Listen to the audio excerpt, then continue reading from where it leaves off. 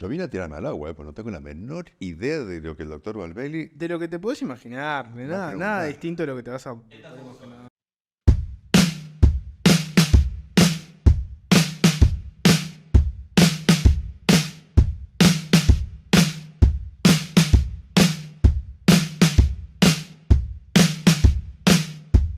Rafael, bienvenido. Muchas gracias, Jorge. A ver, además de amigo, podemos decir académico que estudia la ciencia a través de la filosofía, de la historia, comunicador, lo pueden escuchar en Oír con los Ojos, también colaborador de En Perspectiva, escritor de ficción, fanático del tango, pero para esta nota voy a necesitar que te definas como intelectual. ¿Te queda cómodo? ¿Puedes ser intelectual? Puedo. Bueno, todo depende de lo que se defina por intelectual, porque acá pongo el cambio de historiador. La palabra intelectual aparece en el siglo XVIII, en el iluminismo, y define a letrados que intervienen en la cosa pública, como tales. Eh, Después eso, por supuesto, tiene otras definiciones, pero sí, intelectual no me molesta. Quiero decir, no me molesta. ¿Por qué no? Me sirve porque, bien, estuviste bien en irte a la definición, ¿no? Acá el intelectual no entra en la cosa pública, ¿no? En Uruguay el intelectual pasa algo, ¿no? Y nuestro primer reflejo capaz de los medios, ¿cuál es? Hablo con el político para que me diga cómo lo va a solucionar, llamo al experto para que me explique qué es lo que estoy viendo, pero el intelectual para hacer un análisis profundo casi nunca está, ¿no? Mientras que en otros países, ahora me puedes contar cómo es en Europa, vos consumís mucho medio, Ujú. Francia que tú haces Eh, operaciones, en otros países es lo más habitual que el intelectual esté ahí para hacerte como un análisis más profundo de la situación. por lo menos en el caso de Francia, que es el que yo conozco, sí existe esa figura, que en general, o por lo menos mayoritariamente, son filósofos. Eh, Filósofo además es una definición también un poco complicada porque eh, ¿quién te reconoce como filósofo? O sea, el hecho de hacer estudios de filosofía no te convierte en filósofo necesariamente.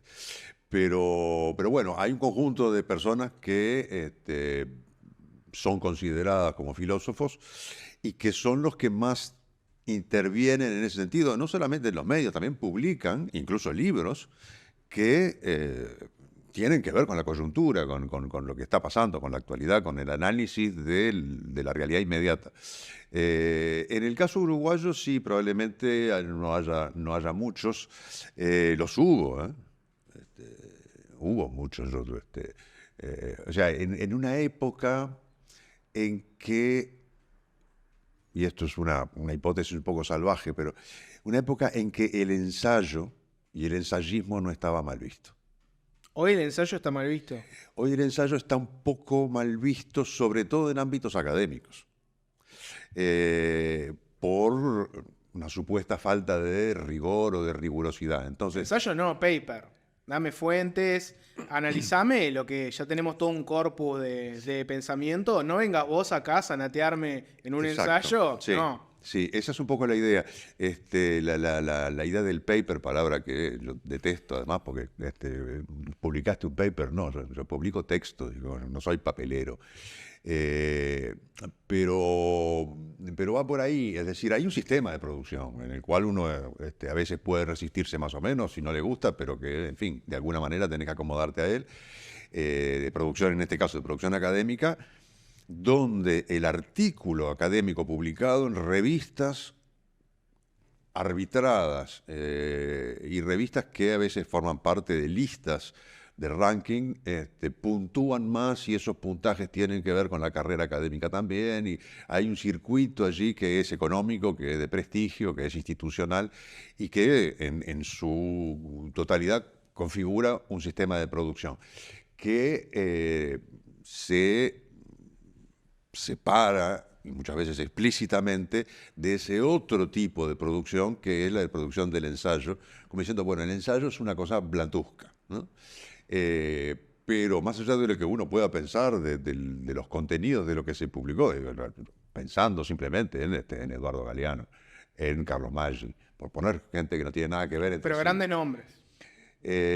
Sí, pero esa no sé, habría que estudiarlo, ¿no? Pero hay un mundo ahí, en el Uruguay de la segunda mitad del siglo XX, que después se va apagando, donde los intelectuales, incluso en esa definición precisa, es decir, que intervienen en la cosa pública desde esa función, estaba mucho más nutrido, mucho más... yo no me animaría a decir que eso ya no existe en Uruguay, porque podría ser una afirmación muy injusta, pero en todo caso es claro que por un lado son menos y por otro lado no hay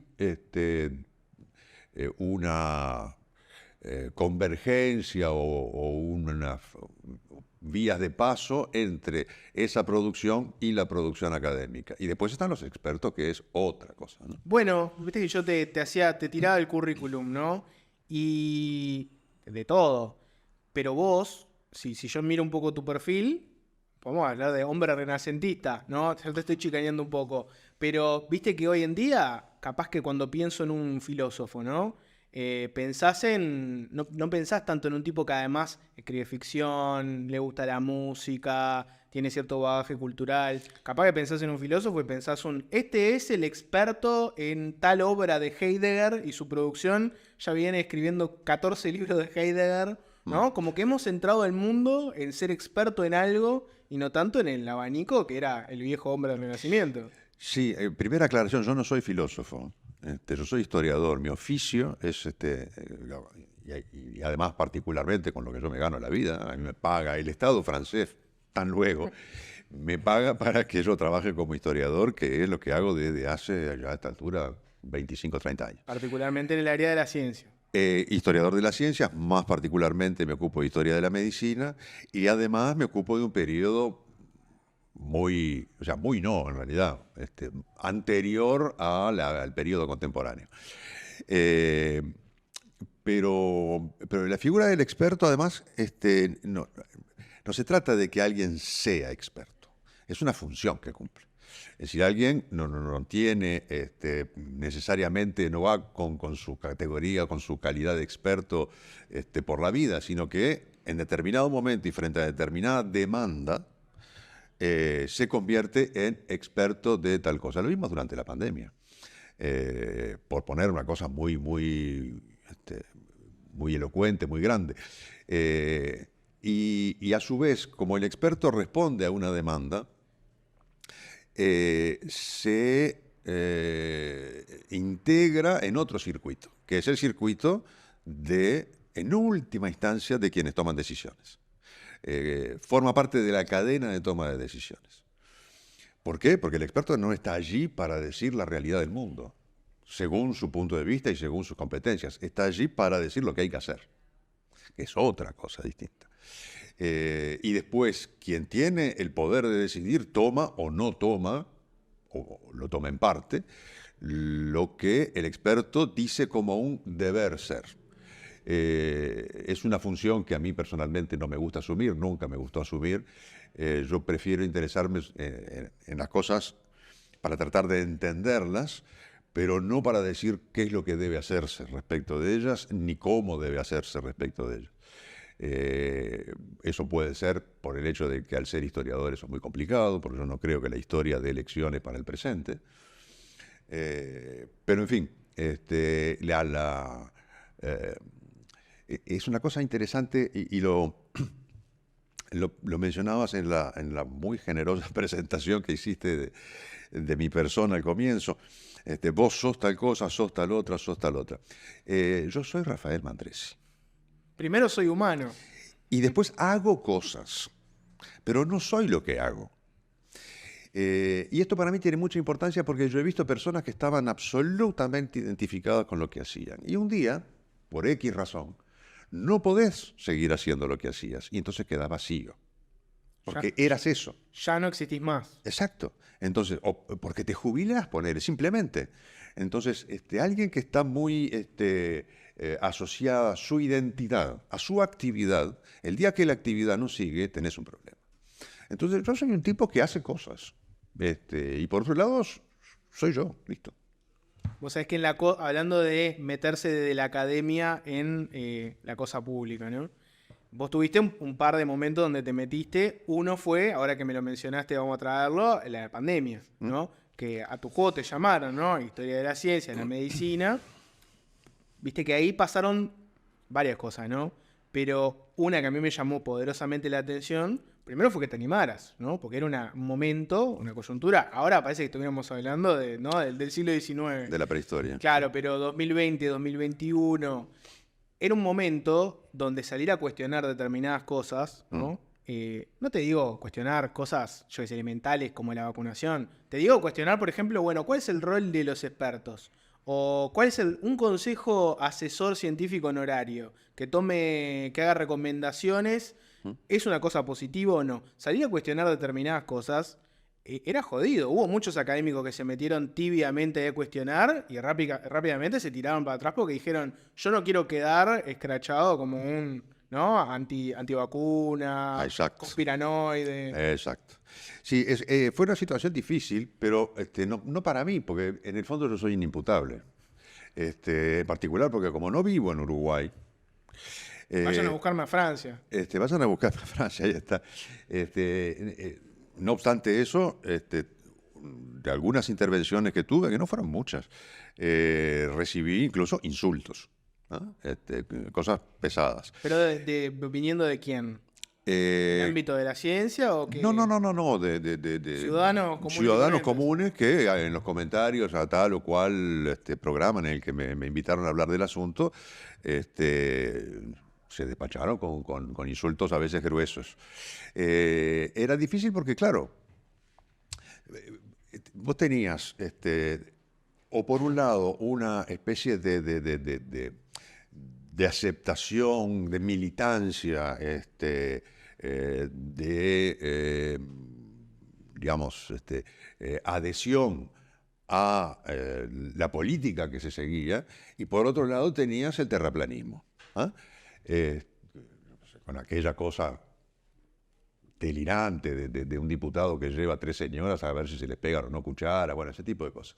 Los imantados. Exacto, los imantados, el chip que te colocaban con la vacuna, etc. Entonces, tratar primero, siempre, de entender cómo está funcionando eso y después aportar alguna visión crítica, pero una visión crítica no quiere decir atacar a nadie. Quiere decir, bueno, tenés la creación en ese caso, de un grupo asesor científico honorario, el famoso GACH, que se anuncia, se lo presenta en sociedad muy concretamente en una conferencia de prensa en Torre Ejecutiva el 18 de abril de 2020. ¿Qué función cumple? ¿Y qué función cumple? No ese grupo en particular, sino justamente en la medida en que ese grupo se instituye como experto para asesorar al poder político. ¿Qué implica eso en términos generales? Un experto que se mete a asesorar al poder político, lo dije, lo repito, le guste o no, lo quiera o no, entra necesariamente a jugar un papel político también. La palabra del experto es un insumo de un proceso que es político en su totalidad y que desemboca en toma de decisiones políticas, sabiendo de todas maneras que, por supuesto, que entre el decisor y el experto hay una relación asimétrica. El asesor puede prescindir del experto, el experto no prescinde del asesor, el poder no es el mismo. Entonces, un día, cuando al asesorado lo que le dice el experto asesor no le conviene, o no le gusta, o no le sirve, se deshace del asesor y listo, y terminó. Cosa que pasó en Uruguay. Cosa que pasó en Uruguay. En aquella famosa historia de blindar a Abril, entre otras. Hubo como un enfrentamiento entre los asesores, que quedaron como los científicos responsables, que decían que había que tomar medidas de restricción más fuertes, y el gobierno que se plantaba en, bueno, no, por un tema de las famosas perillas. Exacto. Yo no puedo tocar solamente lo sanitario, está lo económico, Exacto. está lo social. No es simplemente tocar el botón de restringir y ya está. Quedaron enfrentados y ahí se dio un diálogo muy interesante, donde para algunas personas afines al gobierno de un día para el otro los expertos pasaron a ser todos actores políticos encubiertos. Sí. Y para los expertos... Yo le ¿no? avisé a Luis. Claro, exactamente. Sí, sí. Y para los que eran fanáticos de los expertos, el gobierno pasó a ser una cosa irresponsable, que en realidad tenía que seguir a rajatabla lo que le recomendaran. Sí. Y en realidad uno podría pensar que era más o menos previsible, casi inevitable que hubiera ese tipo de conflictos. Pero justamente lo más interesante es ver cómo se desarrolló todo el proceso. Yo tengo una cantidad de apuntes sobre eso, que lo seguí prácticamente de manera de un diario. Porque creí, no he tenido el tiempo y probablemente no lo haga nunca, pero creí que era una cosa absolutamente fenomenal para analizar. Como caso de estudio. Como caso de estudio, exacto. Porque yo recuerdo incluso en lo que es el cambio de discurso, ¿no? En una comparecencia del ministro de Salud Pública, en aquel entonces Daniel Salinas, al Parlamento durante la pandemia, hubo una conferencia de prensa posterior a cargo del ex senador Gustavo Penades. Y en ese momento Penades dijo, parafraseó a Mujica, diciendo lo científico por encima de lo político. ¿Ah? Lo cual es un disparate monumental, no solamente en sí mismo, sino que además es peligrosísimo como concepto. En esos días también un tuit de la senadora Carmen Aciaín, también del Partido Nacional, que decía, quienes ponen en duda la palabra de los científicos que asesoran al gobierno, quienes ponen en duda lo que el gobierno está haciendo, están cuestionando a prestigiosísimos científicos que lo asesoran. Eso pasó a ser después, ustedes opinen lo que quieran, pero en realidad acá lo que decidimos somos nosotros. O sea, de lo científico por encima de lo político pasó inevitablemente, en realidad nunca fue otra cosa, a vos asesorame, mientras las cosas van bien, somos amigos. Cuando las cosas empiezan a ir mal, el que decide soy yo, y si esa decisión implica sacarte para afuera, te voy a sacar para afuera. Yo me acuerdo que ahí vos decías, cuando hiciste ese análisis primario, decía que era una forma también de diluir las responsabilidades, ¿no? Porque claro. Si yo tengo un gobernante que me dice, yo sigo a los expertos, exacto, y tengo expertos que me dicen, bueno, yo lo asesoro, pero él hace lo que quiere, si algo pasa y sale mal, ¿a quién tiene la culpa? El experto, y ahí le vas a cortar la cabeza. Es una historia vieja como la ruda, es decir, el consejero del príncipe en el siglo XVI era lo mismo. Digo, si le aconsejaba algo, eso salía mal, no es el príncipe el que paga las consecuencias, es el consejero, que para afuera y probablemente en el siglo XVI con algo más que para afuera. Pero a su vez, hay acá también viene la deformación del historiador. El ciclo de la pandemia, yo prefiero llamarlo de la emergencia sanitaria, que empieza el 13 de marzo de 2020 y termina, si recuerdo bien, el 26 de junio de 2022 o 21, ahora ya los años se me borran, pero en fin, en todo caso se puede hacer una periodización, hubo 3 periodos muy nítidos, desde el comienzo hasta noviembre del año 2020, parecía que los uruguayos éramos inmunes. La era nos cuidamos entre todos. La era quédate en casa, las conferencias de prensa todas las noches, todo ese ritual.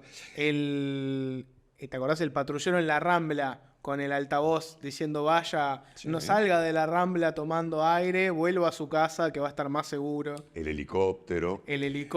La plaza Liber Sereni, nada de tocar el tambor ni juntarse acá, vuélvanse. Pero vos, ¿hay alguna legislación que te habilita a sacarme? No se sabe mucho, pero mejor andate. Y una disposición que se tomó en ese momento que era que personal militar que quedaba encargado de ir a disuadir a los viandantes que encontraran en el espacio público, etc. Claro, a mí me viene a disuadir un par de soldados. Estoy disuadido. Me disuaden enseguida, no tengo ningún problema en ser disuadido. Es decir, que también hubo mucho de eso, bueno, en Uruguay lo manejamos con libertad y qué sé yo, que en realidad no fue tan así. Porque además no hubo confinamiento obligatorio, de acuerdo, pero suspendiste los espectáculos deportivos, cerraste los cines, cerraste los restaurantes, cerraste los centros comerciales, hiciste Digo, ¿qué ibas a hacer? Te vas a quedar en tu casa. No tenía mucha alternativa. Y ese periodo es ese es el que quedó además en la memoria, ¿no? El periodo en el que el gobierno gestionó bien la pandemia, es decir, cuando no había pandemia. Ronda de medios también en otros países, particularmente en Argentina, como para hablar del éxito del caso uruguayo, porque en Argentina tenías la Claro, debacle absoluta, claro. nosotros éramos los campeones que sabíamos cómo había que hacerlo, se usó mucho políticamente Por eso, supuesto. ¿no? Bueno, y estuvo el episodio del Greg Mortimer, que fue una apoteosis, porque el Greg Mortimer, además, lo habían rechazado en Chile y lo habían rechazado en Argentina, y acá lo dejamos entrar. Éramos unos fenómenos. Organizando los corredores sanitarios para que la gente saliera, después las fotos de los australianos que besaban la bandera uruguaya. En fin, todo aquello La fue... épica de Greg Mortimer que ameritó Ahí un, está. un documental, si no me equivoco. Sí, fue el Maracaná de la pandemia uruguaya. Y después hubo un segundo periodo a partir de noviembre en que empiezan a complicarse las cosas, y cuando llegó marzo, abril, mayo, fue muy duro, durísimo. Ese fue el segundo periodo, y el tercero empieza cuando eso empieza a bajar a partir de la vacunación, hasta que en determinado momento desapareció la pandemia, pero el estado de emergencia sanitaria seguía vigente. El decreto que dio por finalizada la emergencia sanitaria, ya la pandemia era historia del pasado.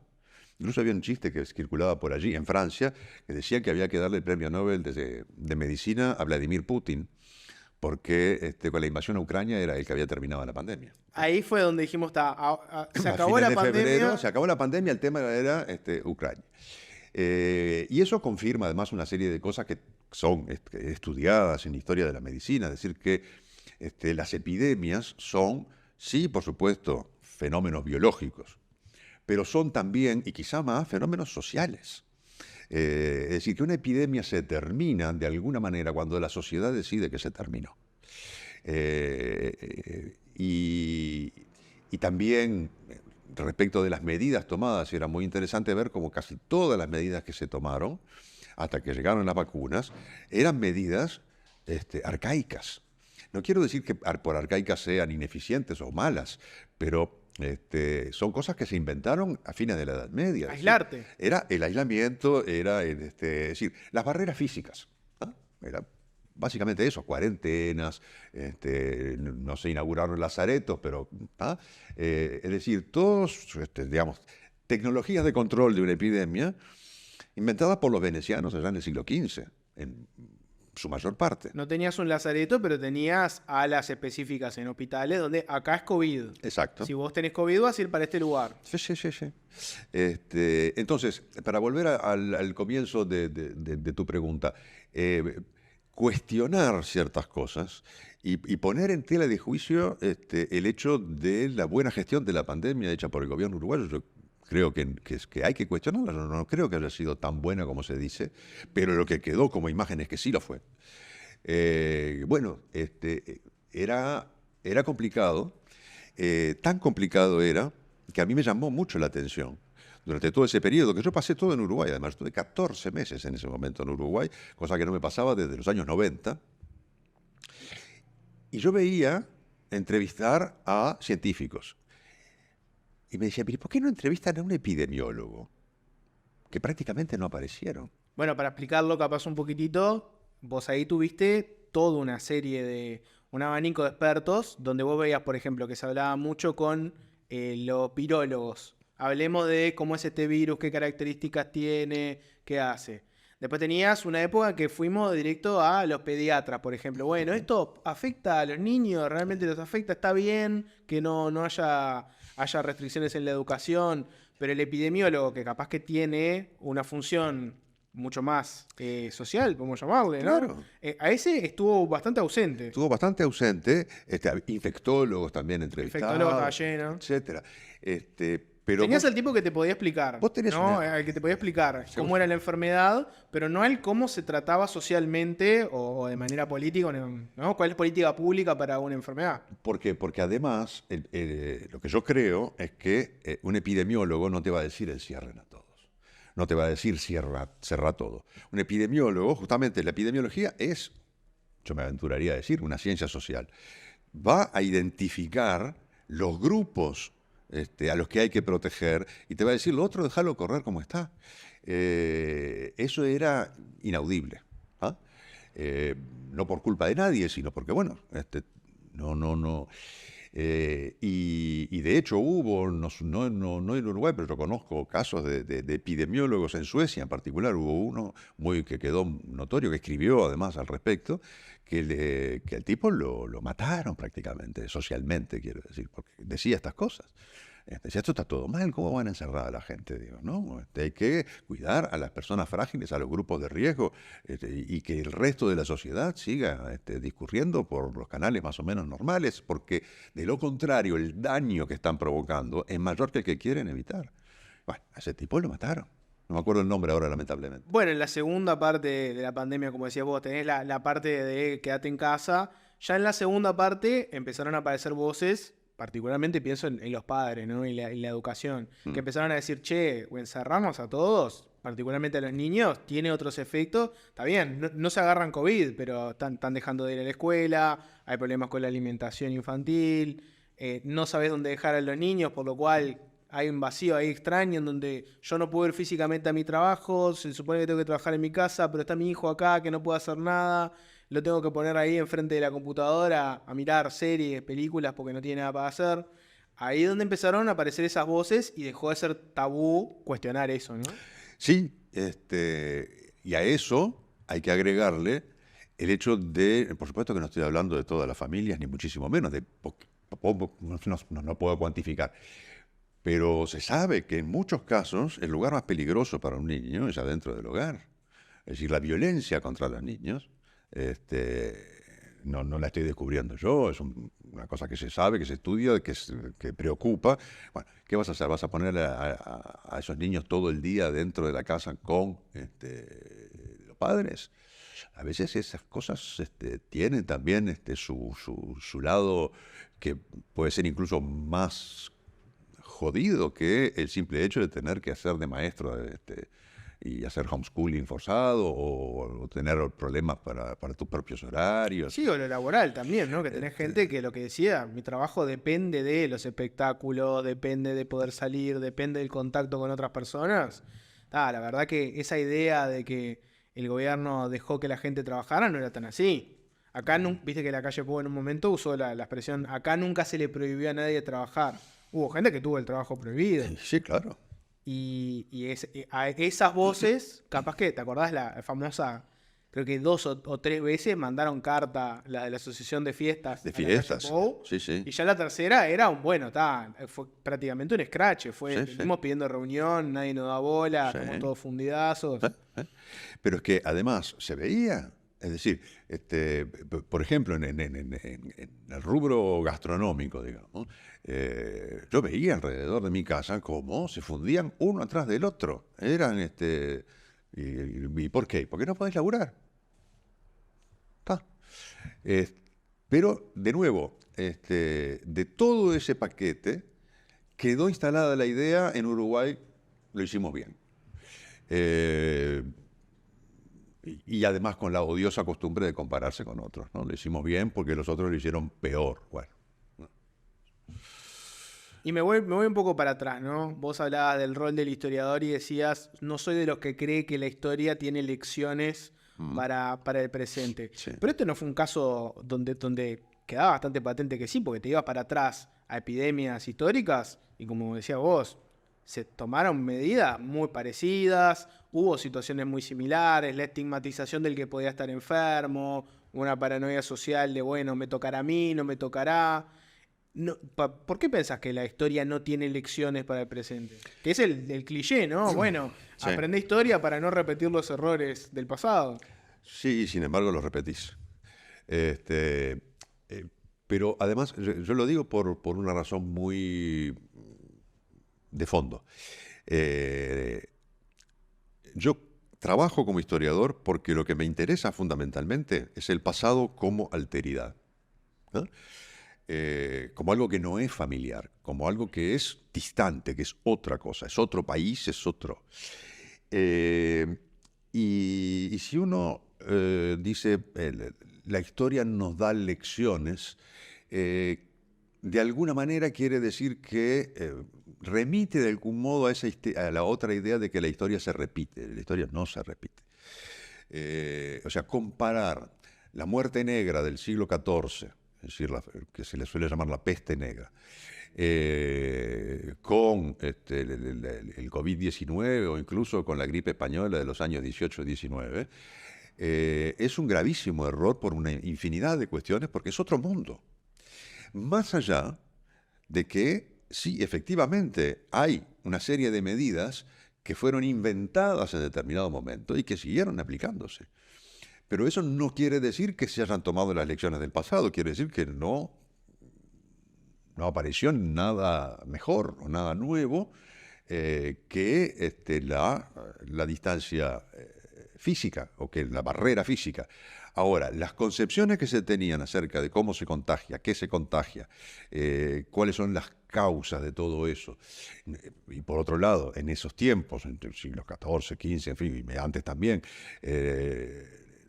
en varias partes del mundo, donde se viven en sociedades que están regidas o impregnadas por lo religioso, la función divina del castigo o de, en fin, implica una realidad cultural, social, política, en sociedades de antiguo régimen, por otra parte, absolutamente diferentes e incomparables con el mundo contemporáneo, por lo pronto en sociedades como la uruguaya u otras sociedades democráticas. Son incomparables porque en otro mundo me hubiera encantado ser medievalista. No historiador, medievalista, solamente eso. Bueno, un medievalista es un historiador. Pero no quiero. Hay periodos de historia que me los prefiero saltear. Voy directo a la Edad Media. Dale. Yo qué sé, pienso, está bien lo que decías, ¿no? Otra concepción de lo que es la enfermedad. Es verdad que la peste negra puso en cuestión cuál es tu relación con de la humanidad con Dios, ¿no? Bueno, ¿por qué nos está pasando esto? Entre otras cosas. Sí. Mucha gente, ¿no? Salió a decir, bueno, pasa porque somos una mierda como seres humanos y este es el castigo que nos merecemos. Con el COVID pasó algo parecido. Somos una mierda como seres humanos, estamos destrozando el medio ambiente, mirá lo que pasa ahora, que en realidad los contagios de animales a humanos van a ser cada vez mayores, porque como estamos sacándole por nuestra voracidad de recursos, le sacamos su espacio natural. Esto va a seguir pasando, cada vez va a haber más pandemias, cada vez va a haber más cambio climático. La misma gente que antes te hubiera dicho, esto nos pasa porque somos la peor basura de la Tierra y nos están castigando, te lo decía ahora también. Hay punto de contacto, ¿o no? No sé, a mí me cuesta mucho ver esos puntos de contacto tan claramente, porque cada sociedad le da sentido al mundo que vive. Y más allá de que pueda haber esas homologías, yo creo que son de superficie, porque cuando las atribución de lo que nos está pasando a determinado tipo de castigo o a determinado tipo de consecuencia de actos nuestros, si vos lo interpretás en un mundo con una cosmología en la que, por ejemplo, las razones del castigo son, en última instancia, inescrutables, donde, por ejemplo, las teorías conspirativas no tenían curso. ¿Ah? Es decir, porque acá hay unos chinos que anduvieron manipulando estos profesos para joder a los yanquis o a Occidente o las teorías conspirativas de otro orden. Es decir, esto era un experimento que salió mal, tipo ese científico loco y que se le escapó un virus, en fin. Y a su vez, la propia entidad virus, ¿ah? Que fue un personaje central de todo esto. Ahí tenés diferencias enormes, porque cuando vos, durante, de nuevo, el caso paradigmático que se citó mucho, de la peste negra, vos tenías los flagelantes, es decir, esas procesiones donde se iban flagelando hasta sangrar para expiar algún tipo de culpa que no estaba muy claro cuál era, pero en todo caso para intentar que con ese autocastigo se revirtiera el otro castigo, el castigo que se suponía divino, que de todas maneras no todo el mundo concebía que eso fuera un castigo divino. Sí, pues las sociedades también son heterogéneas, son complejas, no hay una única visión de las cosas. Es decir, similitudes y homologías se pueden encontrar siempre. Pero aún así, yo creo, en lo sustancial, trabajamos, cuando hacemos historia, trabajamos con la diferencia. ¿Ah? Y es lo que le da interés al oficio. Es decir, como al antropólogo le interesa la diferencia en otro sentido, yo concibo el trabajo historiográfico como la diferencia en el tiempo, no en el espacio. Estás ante realidades que no son familiares, aunque tal vez a primera vista puedan parecer familiares. Y si te parecen familiares, estás seguro que hay algo que no está funcionando bien. De interpretar modos de decir, modos de pensar, modos de actuar, y para comprender cómo funcionaban esas sociedades en sí mismas y no en relación a nosotros. A mí no me interesa comprender cómo funciona el siglo XVI en relación a mi realidad actual. Me interesa comprender en sí mismo cómo funciona. Bueno, otra instancia donde te metiste en la discusión pública, y nos conecta más con esta pata de la historia, no sé si te acordás cuando apareció por primera vez, lo dijo Javier García, ministro de Defensa, el proyecto para liberar todos los archivos que tenían de la dictadura, ¿no? Sí. Un proyecto que se presentaba con la consigna de, sabemos que en el Ministerio de Defensa hay archivos vinculados a la dictadura, no son públicos, hagámoslo público para todos, así se accede a toda la verdad, ¿no? Uh-huh. Y ahí vos saliste para cuestionar muchas cosas. Primero, el rol de los archivos, ¿no? ¿Qué es un archivo? Sí. Y segundo, esa idea de que podés acceder a toda la verdad, ¿no? Ese fue otro tema sensible en el que te metiste desde tu rol. Sí, eso fue una cosa muy puntual, porque me fastidió bastante esa afirmación. No el hecho de que se publiquen o no se publiquen los archivos, que es otra discusión, y hay objeciones muy atendibles, desde mi punto de vista, para que eso no se publique así, de manera salvaje. Pero la idea de, bueno, abramos todo esto y ahí está la verdad. Bueno, es un disparate. En ningún archivo está la verdad. En ningún documento está la verdad. El archivo es el resultado de un tiempo determinado en el que se van procesando descartes y conservación. ¿Qué se descarta? ¿Qué se conserva? ¿Por qué? ¿Quiénes? ¿Cuáles son los mecanismos institucionales? Porque un archivo es una institución por los cuales cierto tipo de materiales se decide conservar porque en ese momento se piensa que tienen un valor especial y el resto se tira, o se destruye, o se descarta. Instituciones que muchas veces mantener un archivo no es lo suyo. No tiene además, capaz que ni que haber alguien que sepa qué es un archivo, por qué mantenerlo, con qué criterio. Por eso, a veces es totalmente aleatorio. Entonces, cuando vos estás frente a un archivo, estás frente a ¿qué? Frente al resultado de una historia. El archivo tiene una historia. Y por lo tanto, considerar que vas a ir a ver los documentos que estén en ese archivo y en ellos vas a encontrar la verdad, ni siquiera una verdad, la verdad, es absurdo, es falso, es equivocado, no es así. Digo, todo material, toda fuente para el trabajo historiográfico debe ser interpretada, debe ser considerada en relación con otros documentos, y siempre hay huecos. Siempre. El trabajo del historiador es darle un sentido a esos materiales y a su vez tratar de llenar los huecos con interpretaciones plausibles. Pero no se trata de que viene el historiador y te va a poner la verdad arriba de la mesa, ¿no? La tarea del historiador no es decir la verdad sobre el pasado, es proponer una interpretación plausible que permita enriquecer la comprensión de ciertos aspectos de un lugar y un tiempo anteriores. Pero no, la verdad histórica es una cosa que también es una ilusión, es una abstracción inexistente. Cuando eso además forma parte de un discurso político, creo que allí sí conviene intervenir para, en la medida de lo posible, precisar que ese uso político es equivocado, cuando no ilegítimo. Pero no tenemos un tema con la verdad histórica en Uruguay con respecto a la dictadura, y lo pienso de este lado, ¿no? Vos tenés un debate político que nunca fue laudado del todo, ¿no? No.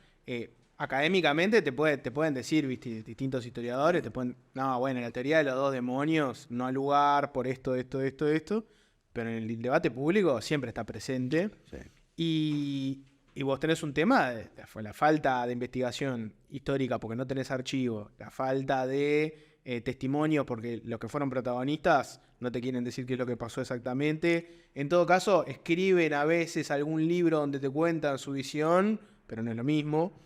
No hay un tema también que el uruguayo tiene un problema con el tema de la verdad histórica. Sí, hay una cosa con la que no estoy de acuerdo en la pregunta. Hay investigación académica, mucha investigación académica y muy buena investigación académica. Acaba de salir un estupendo libro de Magdalena Broquetas que se llama Ganar la guerra. Y hay una bibliografía considerable que ha producido que han producido historiadores e historiadoras uruguayos. Pero el punto es que está la historia de los historiadores, que por supuesto nutre o puede nutrir, o uno quisiera que nutriera la reflexión social, el debate público, pero después hay otras cosas que no son la historia de los historiadores, que es la historia en los usos que se hacen del pasado, múltiples, por personas y grupos también diferentes, y a su vez a eso se le agrega la memoria, que es otra cosa. Entonces, en términos de memoria, por lo pronto, esas cosas difícil que queden laudadas de una vez y para siempre. Tampoco en la investigación histórica, porque se renueva y se reinterpretan las cosas y se sigue trabajando. Y se sigue trabajando con las reglas del oficio, documentadamente, con rigor, con precisión, proponiendo interpretaciones que no vienen a decir esta es la verdad definitiva del asunto. Y por otro lado están los debates a los que uno asiste en el espacio público, sobre todo de los medios de comunicación, donde intervienen actores diferentes que tienen, por lo pronto en el caso del Uruguay todavía quedan, que tienen intereses directos en el asunto porque fueron protagonistas, o por lo menos fueron testigos. Ahora, debates de ese tipo se dan en lugares donde episodios o periodos más o menos comparables al de la dictadura militar en Uruguay, civil-militar, fueron muy anteriores, y ahí sí, como dijo una vez Mujica, están todos muertos y el debate sigue.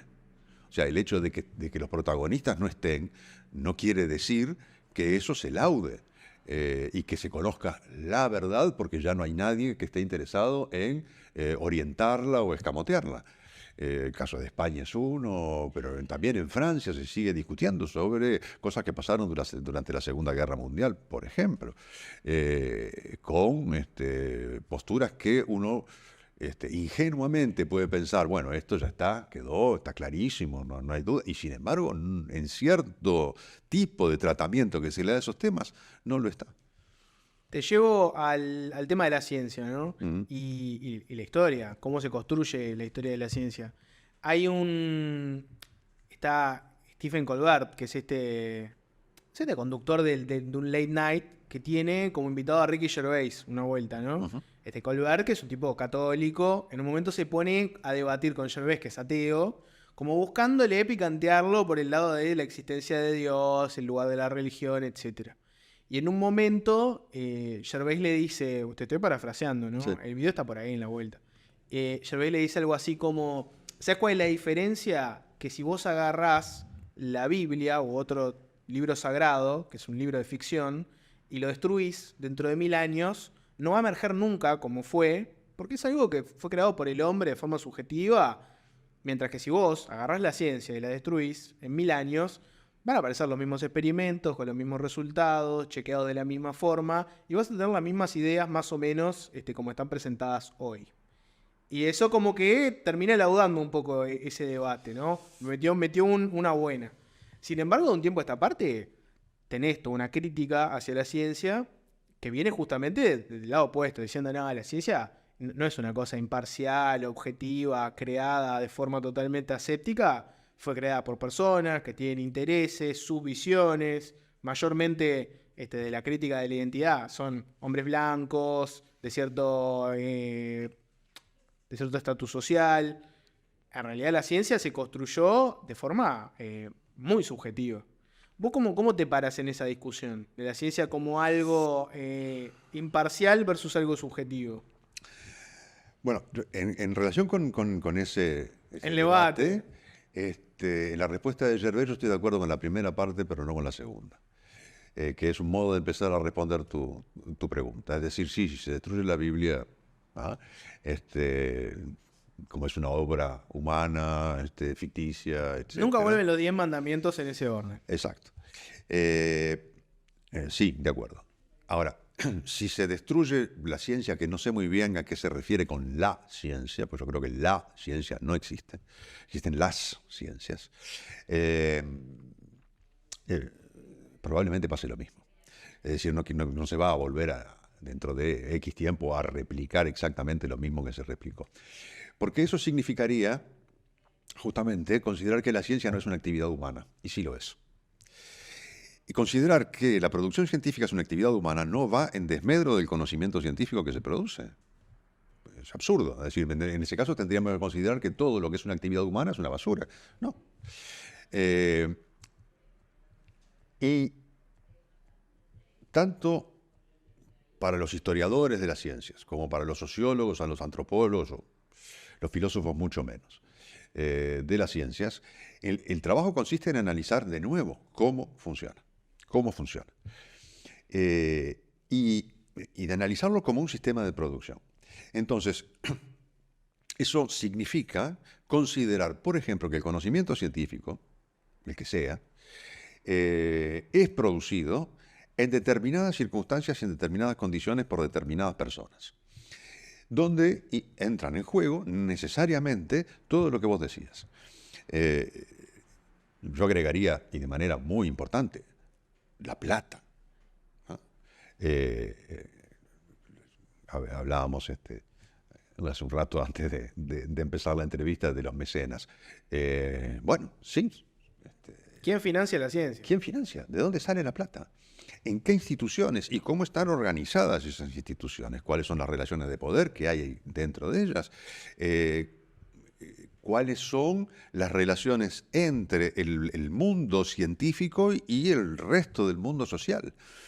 Cuando se recuerda, por ejemplo, que Galileo Galilei trabajaba fundamentalmente en su época en Venecia, a principios del siglo XVII, en el arsenal de Venecia y con los vidrieros de Murano, con artesanos y con militares y con mercaderes, que entre otras cosas, sus artesanos del vidrio fueron los que le pulieron la lente para su famoso, no telescopio porque no se llamó así, pero en fin, el canocchiale de Galileo y así sucesivamente. Es decir, que no está la ciencia recortada de la sociedad. Los científicos o quienes son reconocidos como tales producen lo que producen, no solamente dentro de los ámbitos estrictamente científicos, el tipo con su túnica blanca de repente en su laboratorio, acá y allá, sino en una realidad social que es muchísimo más rica. Y eso es lo que hace que el conocimiento científico sea interesante y mucho más rico también. Eh, y eh,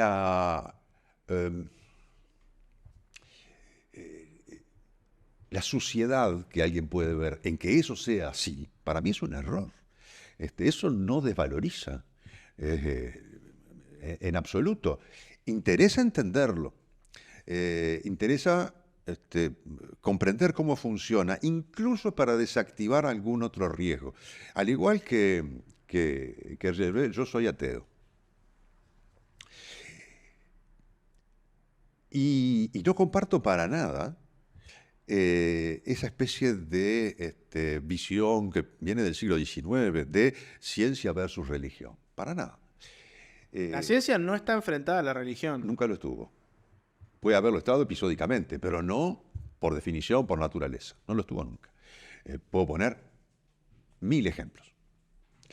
Es más, no solo no estuvo enfrentada, sino que la religión muchas veces fue impulsora.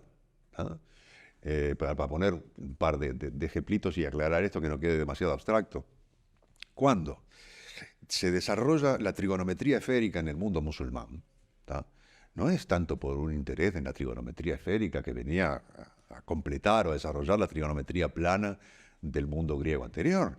Era porque si vos tenés un musulmán en el Valle del Nilo, lo que tiene que saber es cuál es la dirección de la Meca. ¿No? Entonces, necesitamos encontrar un método para que todo el espacio musulmán pueda determinar con la precisión razonable la dirección de la Meca a la hora de orar. Cuando se empiezan a practicar disecciones humanas, que jamás estuvieron prohibidas por razones religiosas ni por ninguna otra, muchas veces esas disecciones humanas que se cuenta todavía hoy que causaban el horror de la iglesia y qué sé yo, se hacían en capillas. Y el cristianismo transformó a la anatomía en un vehículo de edificación moral. Es decir, son bastante más complicadas las cosas. Pero a lo que iba es, no solo no estoy de acuerdo con esa idea del combate, digamos, en que la ciencia lo que hace es retroceder a la religión y finalmente algún día la vencerá, etcétera. Eso no creo que ocurra, no creo que pueda ocurrir. Pero a mí lo que me da más miedo es que el conocimiento científico se transforme en un monoteísmo de sustitución. Es decir, la verdad científica. ¿Ah? Y sabiendo que la verdad científica es provisoria, muchas veces relativa, sujeta a revisión, sujeta a crítica, cosa que todos los científicos saben, pero el uso social de la ciencia como diciendo, bueno, esto está científicamente demostrado y por lo tanto lo único que hay que hacer es acatar, como si eso bajara de algún lugar, como antes bajaban las directivas de la divinidad. A mí eso políticamente no me gusta, tanto como no me gusta, justamente, y es una de las razones por las cuales yo soy ateo, o sea, soy ateo por razones metafísicas y soy ateo por razones políticas, cuando supuestamente hay alguna verdad que viene de algún lado, que está por encima, no solamente de mí como individuo, sino de lo que nosotros entre nosotros negociamos socialmente, está por encima del contrato social, ¿no? Y hay que someterse a eso. Allí me parece que anida uno de los peligros de ciertas concepciones acerca de qué es la ciencia, y el mejor antídoto es comprender cómo funciona. No justamente para decir, bueno, en el fondo no vale gran cosa. Sí, no, sigue valiendo mucho. Sigue valiendo lo mismo que siempre. Pero no, justamente, el valor no viene asociado a que te va a dar la verdad del mundo, ¿no? Ahí tenés la concepción de la famosa tecnocracia, ¿no? Que es, bueno, hay un saber experto técnico importante, algunos acceden y lo saben manejar, otros no. Bueno, dejemos que los que saben se arreglen y nosotros, bueno, esperaremos a ver qué nos bajan, ¿no?, de arriba. Que es muy poco democrático. Por supuesto, puede llegar a ser totalitario. Como yo considero que hay un germen totalitario en la lógica monoteísta en sí misma. Bueno, y la tecnocracia podría ser también el clero, los sacerdotes. Bueno, era otro saber, no era científico, pero era, bueno, el doctor en teología de París tiene una opinión que es esta. Acatala porque es la opinión validada. Exactamente.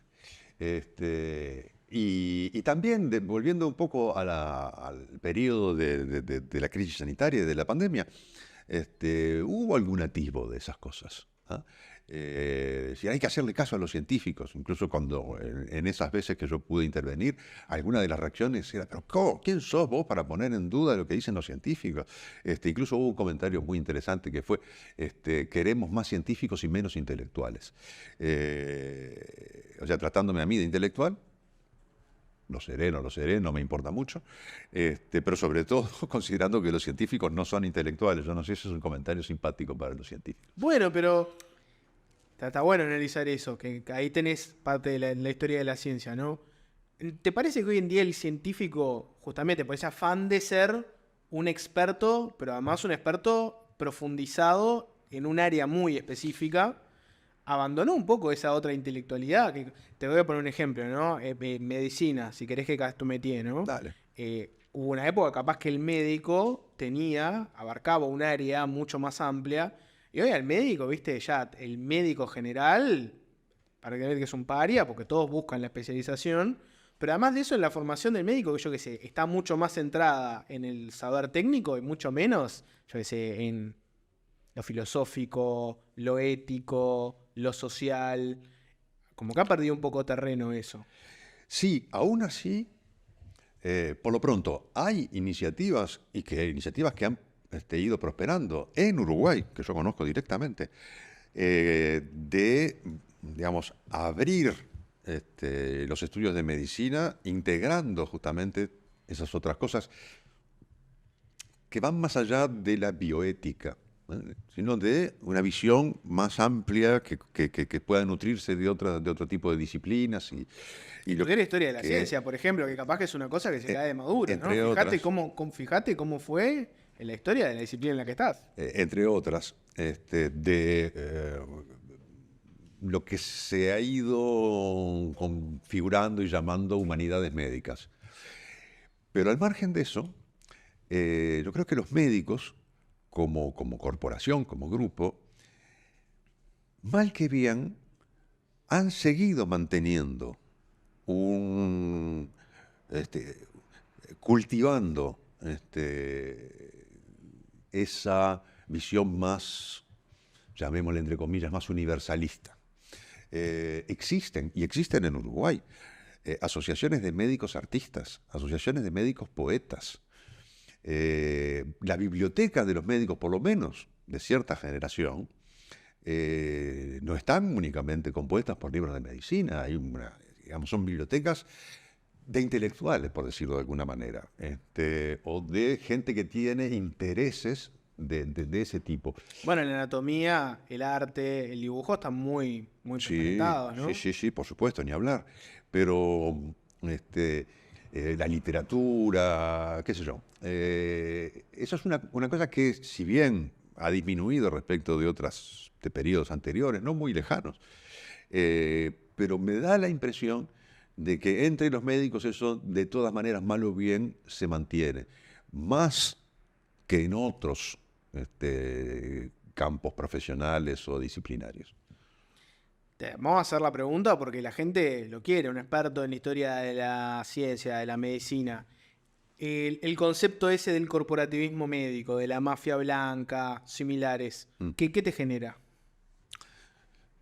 Me genera lo mismo que casi todo lo que hemos hablado hasta ahora. Me genera, por un lado, que hay cosas interesantes para analizar a ese respecto, y que la formulación así en bruto es demasiado simplificadora. Estos se cuidan entre ellos constantemente, se protegen. Todo grupo tiende a proteger a sus integrantes. Los académicos, por ejemplo. Los académicos, los periodistas, los políticos. No, los periodistas no. Nosotros somos muy autocríticos siempre. Cero corporativismo. Pero no es contradictorio. Uno puede ser autocrítico y a su vez cuidar a los suyos. De todos modos, dicho esto, sería absurdo negar, una vez más, analicemos cómo funciona. Sería absurdo negar que en el mundo de la salud, no hablo solamente de los médicos, en el mundo de la salud, no es únicamente una cantidad de gente que está dedicada al prójimo para aliviar su sufrimiento, su dolor, y para, llegado el caso, curarlo. Es también un gigantesco sistema económico. No tengo los últimos datos, pero en fin, los últimos 20 años o tal vez más, las dos industrias más poderosas a escala global son la industria armamentista y la farmacéutica. ¿ah? Es decir, se mueven cantidades fenomenales de dinero en, en algo que tiene a su vez una lógica industrial y comercial. Que los médicos están, por supuesto, relacionados con eso. Todo el desarrollo de las tecnologías médicas, ¿ah? Es decir, ¿quién puede acceder? No hablo de los pacientes, que eso sería otro tema. ¿Quién puede acceder a esa tecnología médica en el sentido de disponer de tal o cual instrumento y a su vez ese instrumento es lo que le permite ampliar las asimetrías, incluso económicas, con otros médicos, ¿no? Es decir, yo puedo vender servicios que otros no pueden porque dispongo de tal instrumento, de tal dispositivo tecnológico, yo como persona o yo como institución. En fin, de nuevo, es un mundo bastante más complicado y variopinto e interesante de analizar, y hay estudios sobre esto, hay muchos estudios sobre esto, no sé en Uruguay, pero sí los hay en otras partes, que precisamente ponen el foco allí. Va más allá de decir los médicos son una especie de mafia de túnica blanca que lo que hacen es defenderse entre ellos, etc. Si bien es cierto que los médicos, y acá no hablo del mundo de la salud en general, sino de los médicos en particular, tienen un sentido corporativo muy acendrado, más o menos como los abogados.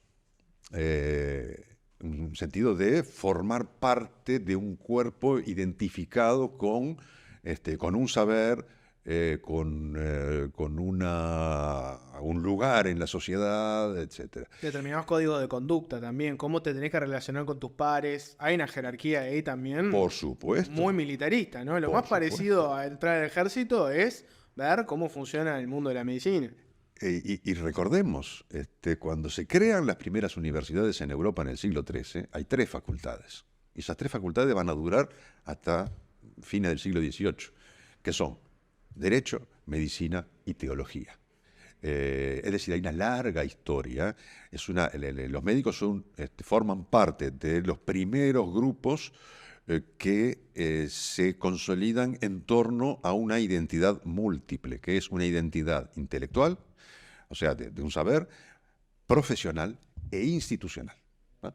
Universitarios son una profesión que está en contacto con el mundo social y detentan un saber propio. Y eso convierte a los médicos, yo no me intereso en su historia y en la historia de la medicina, porque sí, me intereso justamente por ese tipo de cosas, porque son actores sociales y actores intelectuales extraordinariamente ricos y complejos. Vamos al ateísmo, la cultura y nos metemos en Francia también. Y mirá cuál es el vínculo que tengo. La ceremonia de los Juegos Olímpicos. Me encantó ver cómo el francés todavía tiene esa irreverencia que está vigente, porque logró enojar a medio pueblo. Ya poniendo drag queens, trans, ¿no? En una especie de escenificación olímpica que después se interpretó como que era la última cena. Ya enojó a medio pueblo, ameritó pedidos de que se tienen que disculpar públicamente, gente horrorizada, la iglesia pronunciándose. Todavía sigue vigente esa cultura, ¿no?, de la irreverencia en Francia, que si te fijas, los chinos hicieron un despliegue ahí de unidad, de masividad. Los ingleses pasaron su cultura, su historia, pero el francés optó por eso, ¿no? Optó por agarrar y hacer calentar a medio pueblo. Me encantó. Sí, yo no sé si pensaban que se iba a calentar tanta gente. Lo primero que hay que decir que muchas de esas críticas y enojos forman parte de un malentendido, por no decir de una ignorancia, porque se dijeron, están parodiando la última cena de Leonardo da Vinci, etcétera, etcétera, y por lo tanto ofenden al cristianismo. Bueno, no. La inspiración de ese cuadro que se presentó durante la ceremonia inaugural es un cuadro, valga la redundancia, de 1635 de un artista holandés que se llama El Festín de los Dioses, y son dioses paganos, y el personaje central es Dioniso o Baco. O sea que no tenía nada que ver con Leonardo da Vinci ni con la última cena, lo cual era muy fácil de percibir a primera vista. Digo, el personaje ese pintado de azul era evidentemente Dioniso, los personajes eran mucho más que los 13 que estaban allí, es decir, Jesucristo y los 12 apóstoles, en fin. Había una manera muy simple de determinar que no tenía nada que ver con ese cuadro de Leonardo da Vinci, que por otra parte es uno de los tantísimos que representa la última cena. Al margen de eso, hay cosas muy interesantes que se produjeron. Porque bueno, sí, la conferencia episcopal francesa saltó diciendo, qué horrible.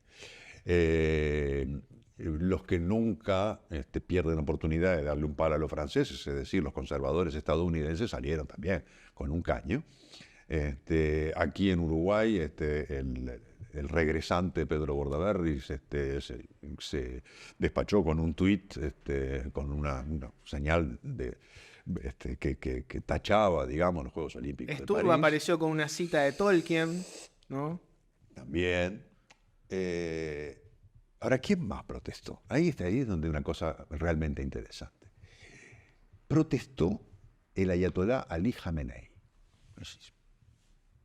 el líder supremo de Irán, República Islámica.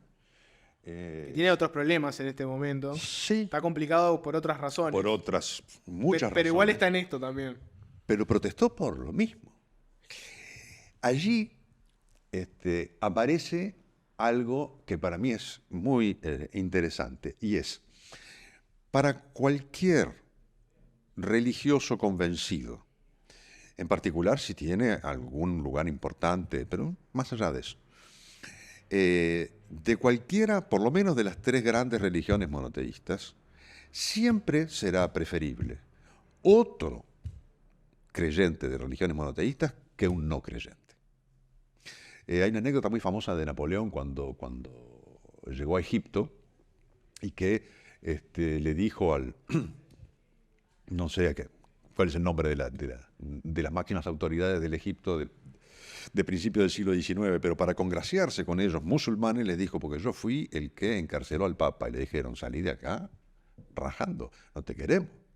Es decir, pues el hecho de que hayas encarcelado al Papa indica que tu relación con la sacralidad religiosa no es la adecuada. No se encarcela a un papa. No se encarcela a un papa, aunque nosotros seamos musulmanes y el papa sea católico. Es decir, hay una serie de rasgos comunes entre insisto en esto, entre las tres grandes religiones monoteístas, que de hecho, de algún modo, derivan unas de otras. Y lo que ocurrió en la ceremonia inaugural de los Juegos Olímpicos, que puede gustar o no gustar, ese es otro problema, es que la intención, por lo menos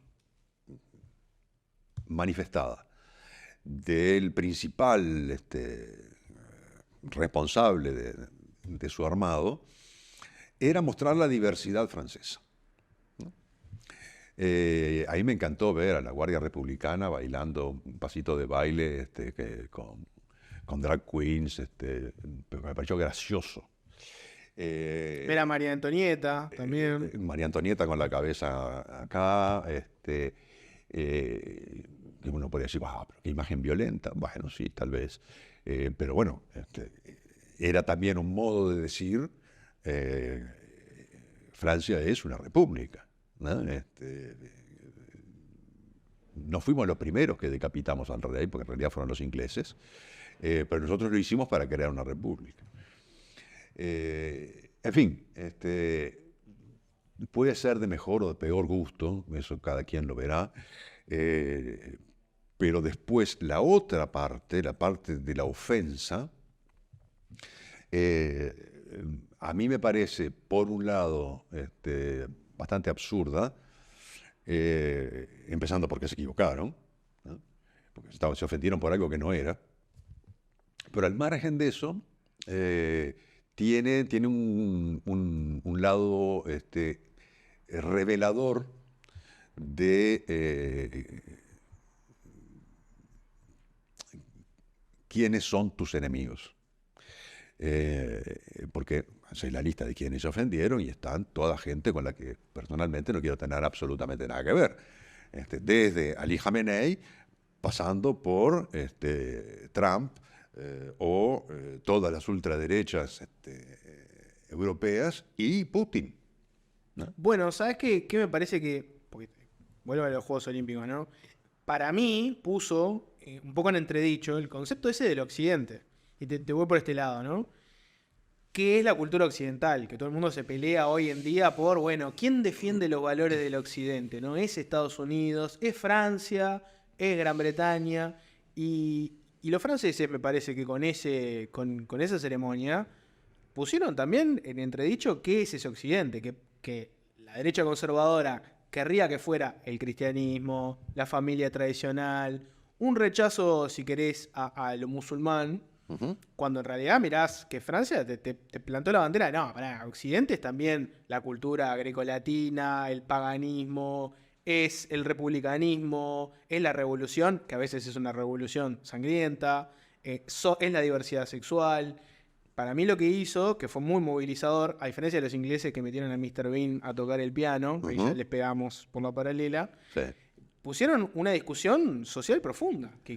¿Cuáles son nuestros valores de eso que llamamos Occidente, que tampoco está muy claro qué es? Sí, no está muy claro qué es, o podría estarlo, pero en todo caso es, de nuevo, no es algo inamovible. Quiere decir, lo que llamamos Occidente, y podemos llamar Occidente a cosas muy distintas según cada quien. Por lo pronto, ¿cuánta gente en Uruguay se siente occidental y admite o reivindica el hecho de pertenecer a Occidente? Hay seguramente un debate allí. Algunos dirán que sí, otros dirán que no. Pero ese no occidente es porque habría una especificidad latinoamericana que no sería occidental. Y allí hay también un debate. ¿Cuánto tiempo hace que hay musulmanes en Europa? Siglos, milenios. O sea, el hecho de la presencia musulmana en Europa no es de hoy. Recordemos por lo pronto que la península ibérica fue musulmana durante 800 años. ¿No? Es decir, más tiempo que el que pasó desde que los echaron hasta hoy. Entonces, identificar como por ejemplo, en una reacción que tuvo frente a la ceremonia inaugural el presidente de Hungría, Víctor Orbán, las raíces, la verdadera esencia de Europa, en este caso como epítome de Occidente, en el cristianismo y los valores más o menos asociados a esa tradición, excluyendo toda una serie de otras cosas, es un punto de vista político, pero no expresa una realidad. Por otro lado, una realidad, insisto, que a lo largo del tiempo va cambiando. Entonces, Occidente, analizado con desde un ángulo marxista, habrá quien pueda sostener que Japón forma parte de Occidente, por lo menos desde el 45 en adelante. Entonces, todas esas cosas tienen una vertiente política que responde a convicciones personales o convicciones de ciertos grupos que son muy respetables, pero que son proyectos. No están dando cuenta de una realidad que sea irrebatible, irrefutable, y esto es así, y la evolución que estamos viendo va en el sentido de traicionar una esencia.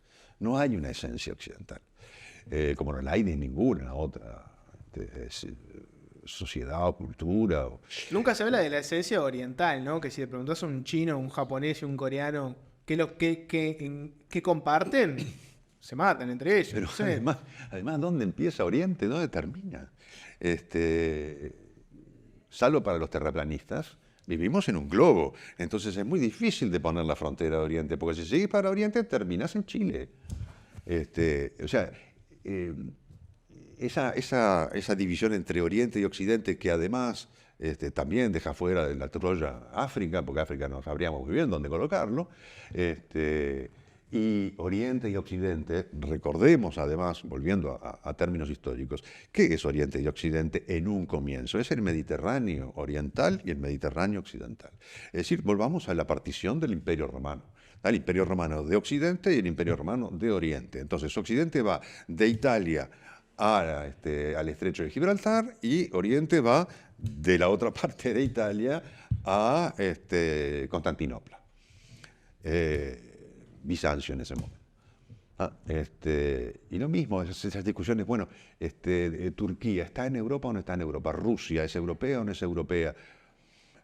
Lo fue, lo es menos, lo será tal vez un poco más, en función de los criterios que uno quiera tomar. Y todo eso es un campo de fuerzas, de debate público, y en última instancia es un debate político. Pero pensar que eso se puede definir de una manera tajante como, bueno, es esto y es esta esencia, y lo que se aparte de eso va en contra de, también me parece un absurdo.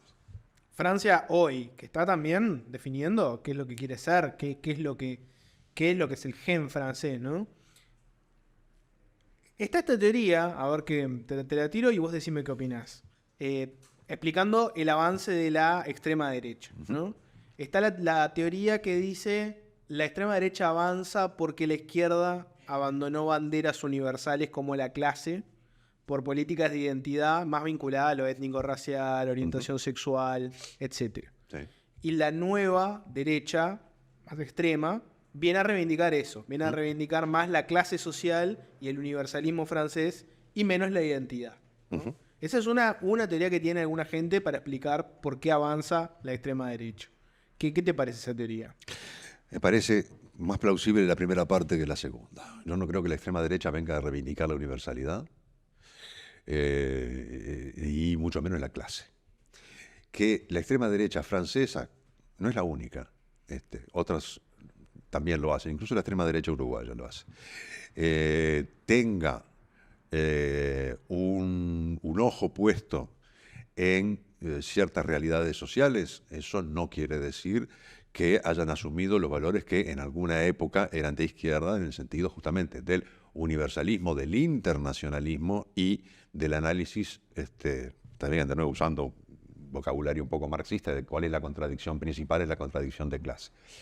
Eso por un lado. Por el otro lado, es cierto que la izquierda europea ha abandonado esas cosas. A mí lo que me parece es que, yo insisto, son impresiones, yo no soy analista político ni muchísimo menos. Por lo tanto, lo que tengo es un conjunto de impresiones y de conjeturas. Pero lo interesante del asunto es que la izquierda europea mayoritariamente ha ido, digamos, el progresismo, para decirlo en otros términos, se ha ido transformando en liberal. Es decir, esa agenda es una agenda liberal clásica, ¿no? La nueva agenda de derecho, digamos, la puede asumir un liberal, un verdadero liberal, sin ningún problema. El problema está en que los que se dicen liberales la mayor parte de las veces no lo son. En realidad son conservadores. Y allí es donde está la diferencia. Pero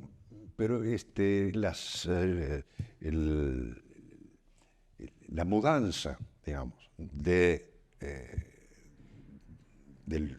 del barrio socioeconómico al barrio cultural, identitario, eso sí ha ocurrido. Y es posible que ese abandono de la izquierda europea de ciertos temas haya dejado el campo libre para que otros lo ocupen. y probablemente la extrema derecha lo ocupa, en parte, pero eso no quiere decir que lo ocupe con aquellas ideas y aquellos valores que eran los de la izquierda de entonces. Lo ocupaba de otra forma. Lo ocupa electoralmente. ¿Ah? Lo ocupa, digamos, asumiendo la legitimidad de la bronca. ¿Ah? De la gente que está pasándola mal, de la gente que no tiene trabajo, de la gente que le cerraron la fábrica para instalarla en China, de la gente que tiene salarios bajos, de la gente que se siente despreciada por las élites. Asume esa bronca, pero no les dice proletarios del mundo unidos. Les dice Francia para los franceses. ¿Ah? Es decir, que ahí no hay ningún universalismo de ninguna especie. Es decir, una gran parte de lo que les está pasando y que nosotros lo comprendemos, tiene culpables, tiene responsables. ¿Quiénes son? Los extranjeros. ¿Ah? Y algunos más que otros. Pero insisto, esta es una impresión mía, y seguramente existe mucho estudio, mucho trabajo al respecto. ¿Y por qué pensás que ahí, porque viste que lo que terminó ocurriendo ahora en Francia fue este famoso cordón sanitario entre el centro de derecha y la izquierda para evitar que la extrema derecha llegara al poder? Sí. ¿Por qué pensás que al final se termina juntando todo el resto del sistema político para evitar el ascenso de la extrema derecha, que no parece tampoco poder tender ningún puente con el resto del espectro político, o no querer, capaz? Yo creo que la extrema derecha está muy cómoda donde está. Está muy cómoda. Al viejo Le Pen, que es el fundador del partido y que fue su líder durante décadas, nunca le interesó llegar al poder. A la hija, aparentemente, sí le interesaría, pero, y bueno, ya ha habido toda una serie de transformaciones del partido, incluso el nombre, incluso muchas cosas, para moderar esa imagen un poco satánica que tenía el viejo, sin abandonar por eso los fundamentos. Pero el cordón sanitario, yo me temo, acá también es una impresión, que no es el mismo cordón sanitario que se produjo en 2002. En 2002, en la elección presidencial de 2002, fue la primera vez que la extrema derecha, en ese caso Jean-Marie Le Pen, el viejo, llegó en la segunda vuelta a disputarla con Chirac. Y allí sí hubo un cordón sanitario, yo diría, de tipo moral, de valores, ¿no? Político en ese sentido. Esta vez me parece que el cordón sanitario, sin descartar todo esto, también se hizo porque le servía a quienes lo hicieron. Le servía electoralmente a quienes lo hicieron. Ese cordón sanitario implicó que, por ejemplo, el partido presidencial no naufragara estrepitosamente y terminara siendo la tercera bancada, pero con una diferencia relativamente poca en relación con la segunda, la segunda bancada, con la primera, que fue la de la izquierda. Y también a la izquierda le sirvió electoralmente. El resultado, de todos modos, es que hoy todavía no está claro qué es lo que va a pasar con un parlamento tal como quedó compuesto. Recordemos también que el caso de la extrema derecha francesa es un caso interesante porque es la más antigua, institucionalmente, ¿no?, como partido, de esta ola, porque hay extremas derechas anteriores. Y es probablemente de las últimas en llegar al poder, aunque sea en alguna coalición, en alguna alianza. Y eso yo creo que fundamentalmente responde al hecho de que aún a pesar de todas las mutaciones y de todas los maquillajes y las lavadas de cara, sigue siendo percibida como una corriente política no republicana, que está fuera de los valores republicanos. Y esto en Francia pesa muchísimo. La república como proyecto político, cosa que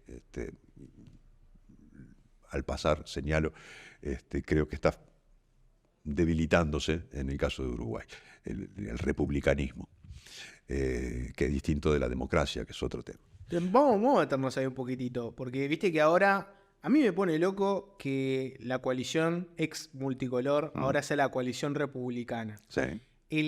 El apelativo del republicanismo a mí me enloquece porque nunca está claro qué significa. Autoapelarse republicano es una cosa que para mí es recontra complicado porque, primero que nada, es como el Partido Demócrata en Estados Unidos, ¿no? ¿Y los otros? ¿Qué vendrían a ser? No vendrían a ser demócratas. ¿Qué es el valor de demócrata que te pone a vos distinto a los demás? Con el republicanismo me pasa lo mismo, ¿no? Y en la coalición, que además tiene en su fila mucha gente, como en todo el sistema político, no lo estoy poniendo solo en la coalición, ¿no? Gente que se critica la separación de poderes, viven hablando, ¿no? Sobre decisiones judiciales, por decirte algo, ¿no? Sí, sí. Que pasa en todos los partidos, pero en la coalición republicana están, ¿no? Hablemos del republicanismo, te metiste un segundito, vamos a meternos porque es un fetiche que tengo. ¿Por qué pensás que hay menos o está debilitándose el republicanismo uruguayo? Me viene bien para precisar, porque una cosa es hablar de la república como, bueno, vivimos en una república, es decir, no vivimos en una monarquía, por lo tanto, basta. La separación de poderes, todo eso. Eso es una cosa. La tradición político-ideológica republicana, es decir, lo que podríamos llamar el republicanismo, va más allá. Y es una tradición también que tiene de alguna manera puntos de inspiración y de referencia en la República Romana, no en el Imperio, sino en la historia anterior. Por supuesto, en la Revolución Francesa, que es una revolución republicana en ese sentido, y que se expresa en el viejo y querido lema libertad, igualdad, fraternidad. La República, hay incluso trabajos en Uruguay de un politólogo que no recuerdo el nombre ahora y me disculpo profundamente, que falleció no hace mucho y que tiene algunos trabajos sobre esa tradición política del republicanismo. Se expresó en ese objeto político singular que fue lo que yo llamo el paleovallismo. El paleovallismo, el vallismo primigenio. El valleyordoñismo, si queremos. Paleovallismo, me encanta. Y remito al libro de Gerardo Caetano, La República Vallista, donde eso está estupendamente analizado. Y, digamos, con algunas definiciones que son muy importantes. Por ejemplo, la de la participación permanente de la ciudadanía. Una república reconoce ciudadanos, no otra cosa. No reconoce etnias, no reconoce comunidades. Es el universalismo republicano. Una sociedad en participación permanente, no en balde el lema o uno de los lemas, y creo que está en la Casa del Partido Colorado, la historia de la libertad es la historia de las asambleas, o al revés, la historia de las asambleas es la historia de la libertad. O sea, el asambleísmo. Y la historia de la libertad, en una libertad que a su vez no es la libertad de los liberales, la libertad de los republicanos. La libertad de los republicanos es una libertad colectiva. Y es una libertad para hacer algo. No es la libertad de. Es la libertad individual, que por supuesto que yo reivindico, ¿no? Pero yo soy libre de hacer lo que quiera. El respeto irrestricto del proyecto de vida del prójimo. Bueno. ¿No? Ahí tenés la expresión de ese tipo de conceptos. Exactamente. Yo creo que esa tradición, que en Uruguay fue muy fuerte, tuvo un peso muy grande, y a la que personalmente adhiero. Yo soy un republicano radical, es decir, si me decís, dame 2 o 3 nombres, yo te tiro Domingo Arena, Grauert, ¿no? Lo cual no me hace colorado.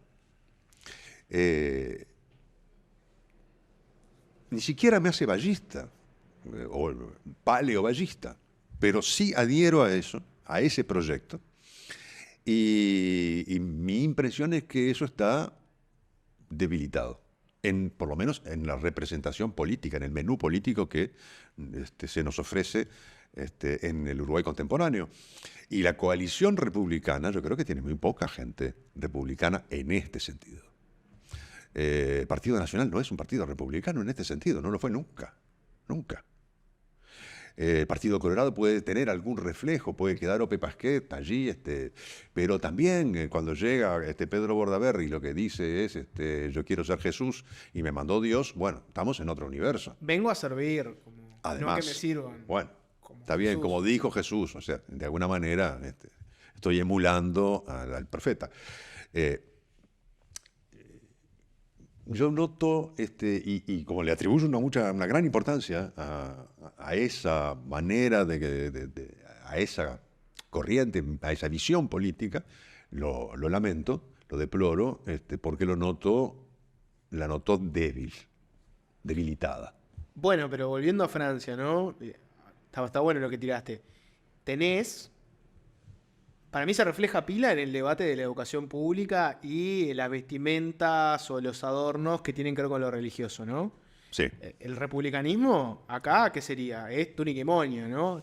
Tenemos un espacio público, somos todos iguales, egalité, viene por ese lado. Francia tiene una concepción muy, muy parecida. Sin embargo, vos tenés hoy una pulsión fuerte de las comunidades musulmanas que te dicen, no, bueno, esto no es igualdad. Igualdad con tu proyecto de cómo se tiene que vestir una persona. Yo me quiero poner mi vestimenta, que es mi identidad, y no tiene lugar. Tu igualdad es una expulsión. Ahí me parece que pulsa mucho este tema que venimos hablando. Sí, pero hay una diferencia muy grande. Vos podés ir a la escuela con una remera de los Rolling. No pasa nada. Ahora, si vas a la escuela con un velo musulmán, con un kipá o con una cruz casi colgada del pecho, es otra cosa. Porque los Rolling, o con una camiseta de Peñarol, ponele, para mencionar al tradicional rival, para que vean que no soy sectario, ¿cuál es la diferencia? Para decirlo en una palabra. Que ni Peñarol ni los Rolling compiten con la República. Las religiones monoteístas sí compiten con la República. ¿En qué sentido? En el sentido que hablábamos antes. En el sentido de la autonomía o la heteronomía. La heteronomía, es decir, la ley viene de algún otro lado. No es la ley que nosotros, conformando una república, es decir, una comunidad que no es étnica, que nos ponemos de acuerdo sobre cómo queremos vivir juntos, y lo decidimos entre nosotros acá en planta baja, sin que haya nadie en el primer piso que esté haciendo bajar las leyes a las que tenemos que someternos porque vienen de algún lugar trascendente. Ese es el sentido en el que las religiones compiten con la República. Entonces, el espacio público, el espacio común, el espacio de la cosa pública, es decir, de la República, no puede admitir la presencia religiosa. De ahí que yo sea un partidario de la laicidad, pero soy mucho más partidario de la secularización. Es decir, las creencias que cada quien tenga, tiene todo el derecho y la libertad y la legitimidad de tenerlas, no de introducirlas en aquello que nos es común a todos. Porque allí aparece una competencia, insisto. Entonces, si yo defiendo la idea republicana, no puedo no estar alerta frente a algo que va en contra de esa idea republicana, que es, en el fondo, la idea de emancipación más, a mi juicio, más radical que pueda haber. Es decir, una sociedad autónoma.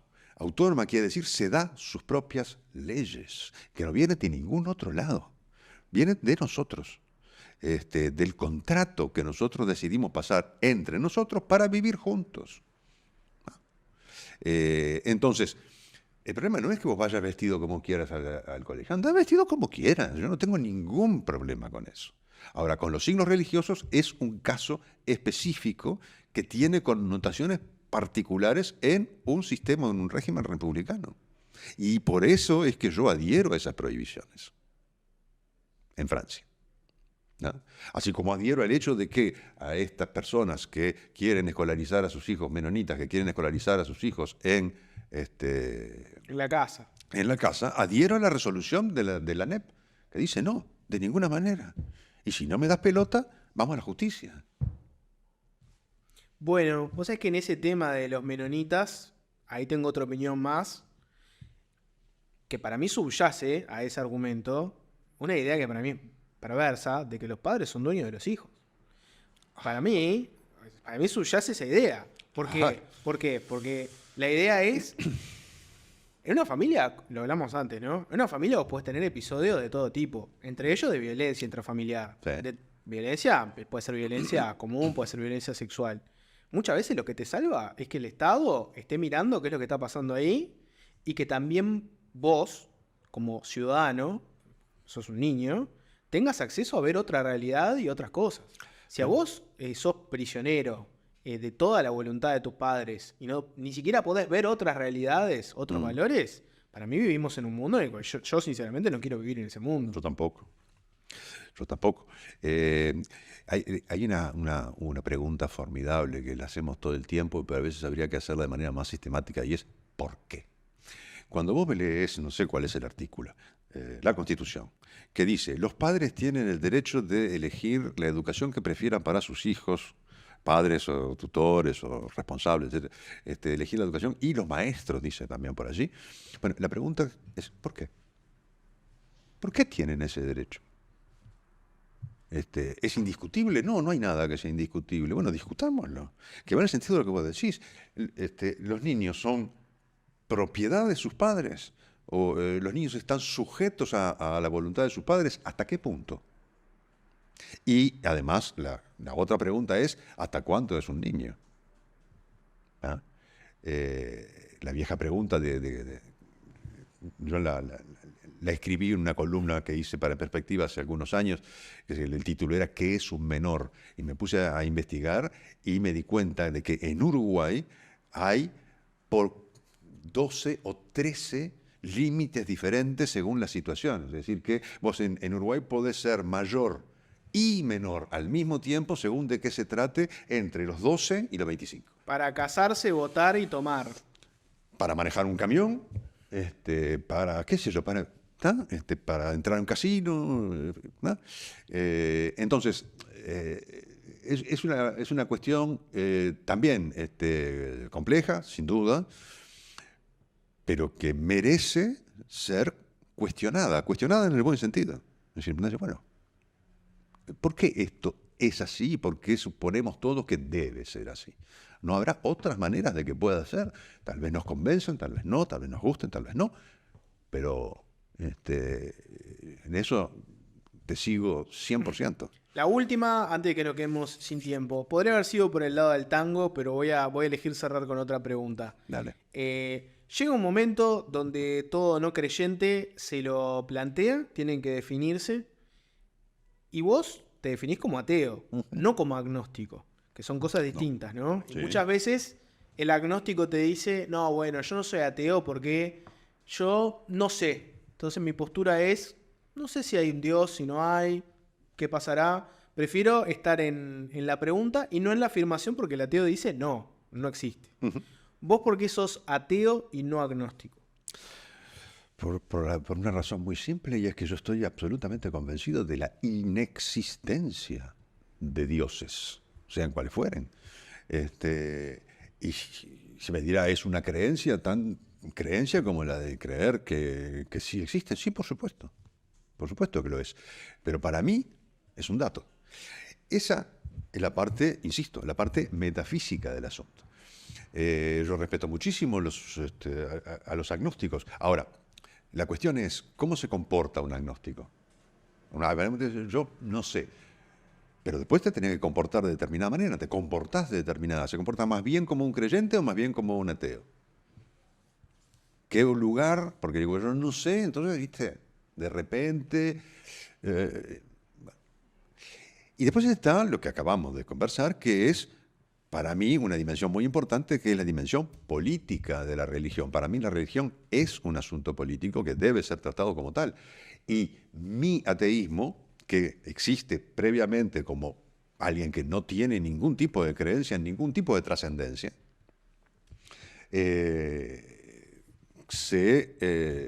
lo declina eso, lo